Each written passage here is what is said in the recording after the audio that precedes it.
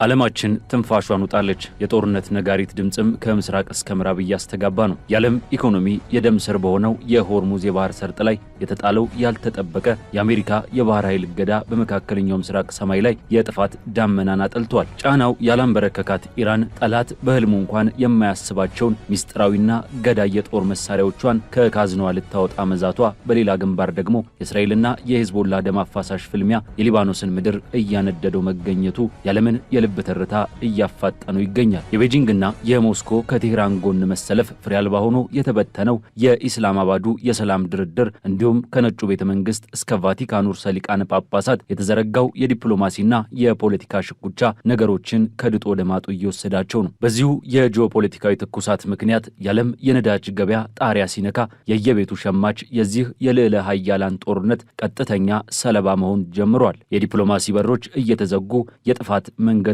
እየሰፉ ባሉበት በዚህ ወሳኝ የታሪክ ምዕራፍ የዓለማችን ዕጣ ፋንታ ወዴት እያመራ ነው? የሆርሙዝ ሰርጥ ውጥረትስ ዓለምን ወደ ሶስተኛ የዓለም ጦርነት አዘቅት እየገፋት ይሆን? ይህንን የዓለምን መጻኢ ዕድል የሚወስን እጅግ የተሳሰረና ውስብስብ ጉዳይ በጥልቀት እንፈትሸዋለን። ይህ ቮይስ ኦፍ ኢትዮጵያ ዓለም አቀፍ ትንታኔ ነው። የዓለምን ፖለቲካ በሰፊ የምንዳስስበት መድረክ። ለቻናላችን አዲስ የሆናችሁ ሰብስክራይብ በማድረግ አብራችሁን ቆዩ።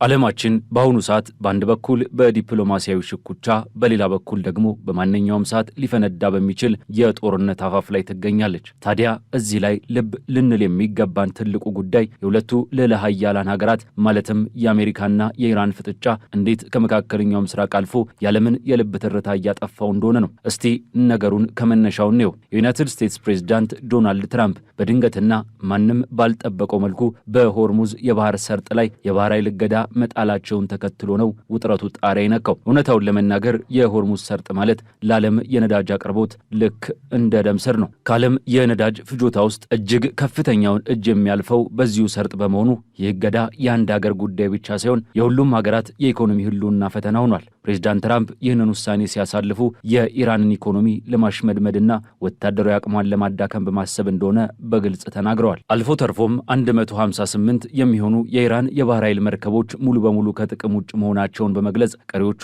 ጥቃቅን የጦር ጀልባዎች ወደ እገዳው ክልል ብቅ ካሉ ያለምንም ርኅራሄ እርምጃ እንደሚወሰድባቸው አስጠንቅቀዋል። ታዲያ የሚገርመው የኢራን ምላሽ ነው። ብዙዎች ይህንን ያህል ከፍተኛ ጫና ሲመጣ ኢራን ትንበረከካለች ብለው ጠብቀው ሊሆን ይችላል። ነገር ግን በመሬት ላይ ያለው እውነታ ፈጽሞ የተለየ ነው። የኢራን እስላማዊ አብዮታዊ ዘብ ቃል አቀባይ የሆኑት ብርጋዴር ጄኔራል ሆሴን ሞሆቢ በሰጡት መግለጫ አሜሪካ የምታውቀው የኢራንን አቅም ጫፍ ብቻ እንደሆነ አበክረው ተናግረዋል። እስካሁን ያልተጠቀምንባቸውና ጠላት በህልሙ እንኳን የማያስባቸው እጅግ ዘመናዊና ገዳይ የጦር መሳሪያዎች አሉን። ጦርነቱ ከቀጠለ እነዚህን አዳዲስ አቅሞቻችንን ይፋ እናደርጋለን ሲሉ ነው ያረጋገጡት። ይህ እንግዲህ እንዲሁ የተለመደ የፖለቲካ ፉከራ ብቻ ተደርጎ ሊወሰድ አይችልም። ምክንያቱም ኢራን ከዚህ ቀደም ከ4000 ኪሎ ሜትር በላይ ርቆ በሚገኘው በዲያጎ ጋርሺያ የጦር ሰፈር ላይ ያደረሰችው የሚሳኤል ጥቃት ሀገሪቱ ያላትን የረዥም ርቀት የማጥቃት አቅም ለዓለም በተግባር ያሳየችበት ክስተት ነበርና ምንም እንኳን የአሜሪካና የእስራኤል ጥምር ጦር በኢራን ወታደራዊ መሰረተ ልማቶች ላይ ከባድ ድብደባ ቢያካሂድም የኢራን አቅም ሙሉ በሙሉ አልተመታም። ይልቁንም ቴህራን በሰማይ ላይ እጅግ ዘመናዊ የሆኑትን የሩሲያ ስሪት ሚ-28 አጥቂ ሄሊኮፕተሮችን በማብረር ለጠላቶቿም ሆነ ለህዝቧ ጠንካራ መልእክትን አስተላልፋለች። ይህ የሚያሳየው ሀገሪቱ በከፍተኛ ቴክኖሎጂ የታገዘ የጸረ አየር መከላከያ ስርዓት መገንባቷንና ጠላቶቿ በቀላሉ የአየር ክልሏን እንዳይቆጣጠሩ ማድረግ መቻሏን ነው። ከዚህ ባለፈ በሳይበር ደህንነት፣ በድሮን ቴክኖሎጂና በተለይም በባህር ላይ በሚደረግ አሲሜትሪክ ወይንም መደበኛ ያልሆነ የጦርነት ስልት ኢራን ያላትን አቅም እጅግ ከፍተኛ ነው። እዚህ ላይ ልብ ልንለው የሚገባን ሌላኛው የኢራን ሚስጥራዊ ኃይል የታካቫራን በመባል የሚታወቀው የባህር ኃይል ኮማንዶ ነው። እነዚህ ኮማንዶች በማንኛውም የባህር ላይ ውጊያ በተለይም በሆርሙዝ ሰርጥ ላይ ሊከሰት ለሚችል ማንኛውም ወረራ ፈጣንና ገዳይ ምላሽ ለመስጠት የሰለጠኑ ናቸው። በውሃ ውስጥ ጠልቀው መዋጋት የሚችሉበት ልዩ ትጥቅ ያላቸው ሲሆን የጠላትን መርከቦች በማጥመድ በማጋየትና በማፈን ረገድ ልዩ ክህሎት አላቸው። አሜሪካ እገዳ ስትጥል ኢራን ደግሞ እነዚህን ልዩ ኃይሎቿን በባህር ዳርቻዎቿ ላይ በማስፈር እኛም ዝግጁ ነን የሚል መልእክትን ያስተላለፈችው። ይህ እንግዲህ የሁለቱን ሀገራት ወታደራዊ ሚዛን ስንመለከት ጦርነቱ በቀላሉ በአንድ ወገን አሸናፊነት የሚጠናቀቅ እንዳልሆነ በግልጽ ያሳያል። የሚገርመው ነገር ይህ ውጥረት በሆርሙዝ ሰርጥ ብቻ ተወስኖ አልቀረም። ወደ ሊባኖስ ስናቀና ደግሞ ሌላ የጦርነት አውድማ እንመለከታለን። የእስራኤል መከላከያ ኃይል በደቡባዊ ሊባኖስ በሚገኙ የሄዝቦላ ይዞታዎች ላይ እግረኛ ጦር በማስገባት ከባድ ውጊያ እያካሄደ ይገኛል። እስራኤል ይህንን የምታደርገው የሰሜኑን ድንበሯን ደህንነት ለማረጋገጥና ሄዝቦላን ከድንበር አካባቢ ለማራቅ እንደሆነ ብትገልጽም የሄዝቦላ መሪዎች ግን ይህንን ፈጽሞ እንደማይቀበሉት አሳውቀዋል። የሄዝቦላ ምክትል ዋና ጸሐፊ ሼክ ኒያም ቃሲም ባስተላለፉት መልእክት ከወራሪው የእስራኤል ኃይል ጋር ምንም አይነት ድርድር አናደርግም፣ ወይ መዋጋት ወይ እጅ መስጠት ነው ምርጫቸው። እኛ ደግሞ እስከ መጨረሻዋ እስትንፋሳችን ድረስ እንዋጋለን እንጂ መቼም ቢሆን እጅ አንሰጥም በማለት አቋማቸውን አጠናክረዋል። ይህ በእንዲህ እንዳለ የዚህ ጦርነት ሰብአዊ ቀውስ እጅግ አሳዛኝ እየሆነ መጥቷል። በሊባኖስ በኩል ከ2000 በላይ ሰዎች ሕይወታቸውን ሲያጡ በመቶ ሺዎች የሚቆጠሩ ደግሞ ከመኖሪያ ቀያቸው ተፈናቅለዋል። የሕክምና ተቋማትና የነፍስ አድን ሰራተኞች ሳይቀሩ የጥቃቱ ኢላማ ሆኗል። በሌላ በኩል ደግሞ እስራኤል ውስጥ የሄዝቦላ ሮኬቶችና ድሮኖች የሰዎችን የዕለት ተዕለት ኑሮ እያመሰቃቀሉ ይገኛሉ።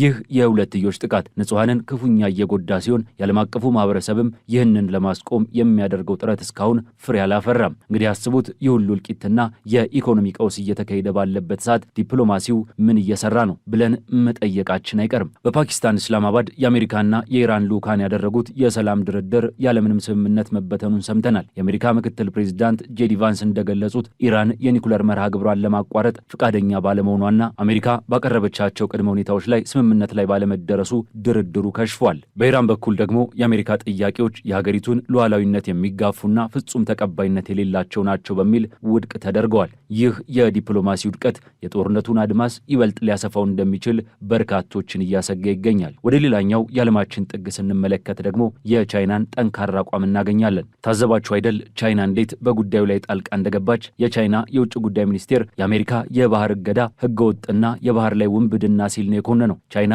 ለኢኮኖሚዋ እድገት የነዳጅ አቅርቦት እጅግ ወሳኝ በመሆኑ የሆርሙዝ ሰርጥ መዘጋት በቀጥታ የቤጂንግን ጥቅም የሚነካ ነው። በመሆኑም ቻይና ከሩሲያ ጋር በመሆን ኢራንን በወታደራዊና በዲፕሎማሲያዊ መንገድ ለመደገፍ ዝግጁ መሆኗን አሳይታለች። ይህ ሁኔታ ደግሞ ግጭቱን ከአሜሪካና ኢራን ፍጥጫ አልፎ የዓለም ልዕለ ኃያላን ሀገራት የባለቤትነት ጦርነት እንዳያደርገው አስግቷል። በተመሳሳይ መልኩ የዓለም አቀፉ ማህበረሰብ በተለይም የተባበሩት መንግስታት ድርጅትና የአውሮፓ ህብረት ከፍተኛ ስጋት ውስጥ ወድቀዋል። የባህር ላይ ነጻነት የሚባለው ዓለም አቀፍ ህግ በአሜሪካ እርምጃ እየተጣሰ ነው የሚሉ ድምጾች እየበረቱ ነው። የሲንጋፖር የውጭ ጉዳይ ሚኒስትር በፓርላማቸው ባደረጉት ንግግር የሆርሙዝ ሰርጥ ልክ እንደ ማላካ ሰርጥ ሁሉ ለዓለም አቀፍ ንግድ ክፍት መሆን እንዳለበትና ማንኛውም ሀገር ይህንን የማገድ መብት እንደሌለው አበክረው ተናግረዋል። ይህ የሚያሳየው የአሜሪካ ውሳኔ ከወዳጅ ሀገራት ሳይቀር ትችት እያስነሳባት መሆኑን ነው። ታዲያ ነገሩ በፖለቲካና በወታደራዊ መድረክ ብቻ አላበቃም። የካቶሊኳ ቤተ ክርስቲያን ርዕሰ ሊቃነ ጳጳሳት ፖፕ ሊዮ 14ኛ ይህንን ጦርነት ፍትሐ ያልሆነና የሰው ልጅ ስልጣኔ አደጋ ላይ የሚጥል ሲሉ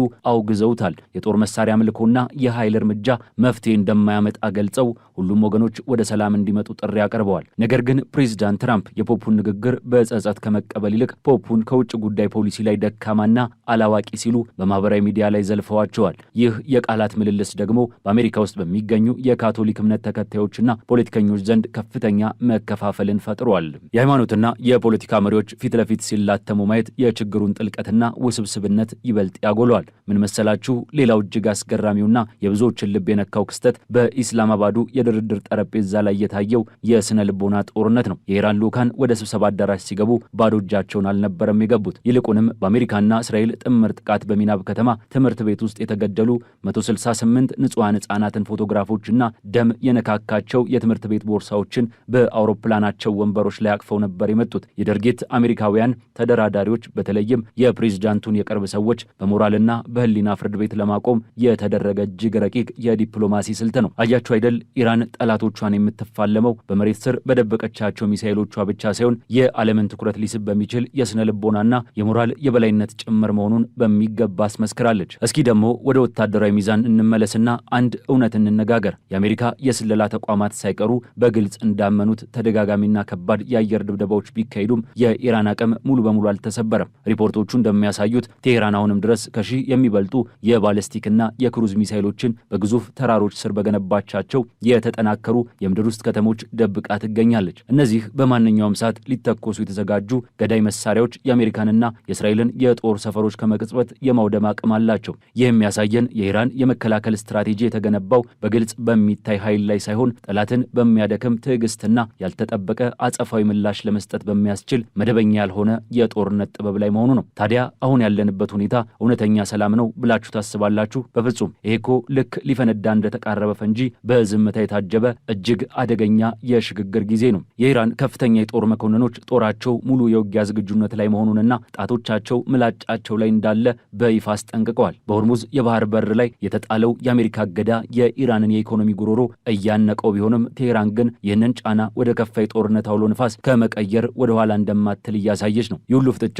የሚያስገነዝበን አንድ ትልቅ ሀቅ ቢኖር ዲፕሎማሲው ካልሰራና የኃይል ሚዛኑ መፍትሄ ካላመጣ ቀጣዩ ምዕራፍ የሁለቱን ሀገራት ዕጣ ፈንታ ብቻ ሳይሆን የመላው ዓለምን ደህንነት ወደማይቀለበስ የታሪክ አዘቅት ውስጥ ሊከት እንደሚችል ነው። ለማንኛውም ይሄ ሁሉ ሲደመር የሚያሳየን አንድ ትልቅ ሀቅ አለ። ዓለማችን በአሁኑ ሰዓት እጅግ ፈታኝና አደገኛ በሆነ የታሪክ ምዕራፍ ላይ ትገኛለች። የነዳጅ ዋጋ በአንድ ጊዜ ሰማይ ነክቶ የዓለም ኢኮኖሚን እያናጋው ነው። በየቤቱ ያለው ሸማች የዚህ ፖለቲካዊ ውሳኔ ሰለባ እየሆነ ነው። በሌላ በኩል ደግሞ ኢራን ያላትን ሚስጥራዊና አሲሜትሪክ የመከላከል አቅም ተጠቅማ የአሜሪካን ጫና ለመቋቋም እየሞከረች ነው። አሜሪካ በበኩሏ ዓለም አቀፍ ተጽዕኖዋንና የወዳጆቿን ደህንነት ለማስጠበቅ ወደ ኋላ እንደማትል እያሳየች ነው። እንግዲህ የነገሮች ጉዞ ወዴት እንደሚያመራ በእርግጠኝነት መናገር ቢከብድም አንድ ነገር ግን ግልጽ ነው። ዲፕሎማሲያዊ መፍትሄ ካልተገኘና ሁሉም ወገኖች ከግትር አቋማቸው ትንሽ ዝቅ ብለው ለሰላም ዕድል ካልሰጡ የዚህ ግጭት መዘዝ የጥቂት ሀገራት ጉዳይ ብቻ ሆኖ አይቀርም። የኢራን ወታደራዊ አቅምና ለመፋለም ያላት ቁርጠኝነት፣ የእስራኤል የህልውና ስጋት፣ የአሜሪካ የልዕለ ኃያልነት ፍላጎት እንዲሁም የቻይናና የሩሲያ ስትራቴጂካዊ ፍላጎት ተዳምረው ዓለማችንን ማንም ወደ አላሰበው አቅጣጫ ሊወስዷት ይችላሉ። የዛሬው ዓለም አቀፍ ትንታኔያችን በዚሁ ተቋጨ። ስለተከታተላችሁን እያመሰገንን ለቻናላችን አዲስ የሆናችሁ ሰብስክራይብ በማድረግ ቤተሰብ እንድትሆኑ እንጋብዛለን። ከሰዓታት በኋላ በሌላ ዓለም አቀፍ ጉዳይ እስከምንገናኝ ሰናይ ጊዜ